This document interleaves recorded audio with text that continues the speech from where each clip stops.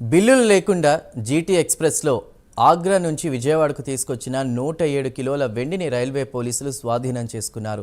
సాధారణ తనిఖీలో భాగంగా సోదాలు చేస్తుండగా బిల్లులు లేని సుమారు ₹1 కోటి పైగా విలువ చేసే వెండి ఆభరణాలను గుర్తించారు. స్వాధీనం చేసుకున్న ఆభరణాలను సరైన పత్రాలు లేని కారణంగా జీఎస్టీ అధికారులకు అప్పగించామని railway police CI JV Ramana తెలిపారు.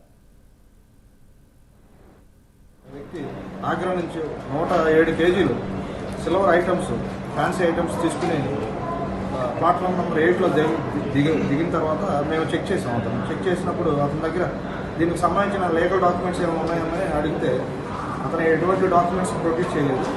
సో దాని మీద మేము ఈరోజు సెంట్రల్ జిఎస్టీ వాళ్ళకి ఇన్ఫర్మేషన్ ఇచ్చి వాళ్ళకి ఇవన్నీ కూడా హ్యాండ్ ఓవర్ చేసి ప్రాపర్గా దీన్ని లెగలైజ్ చేయమని చెప్పేసి వాళ్ళకి ఒక రిక్వెషన్ ఇచ్చాం.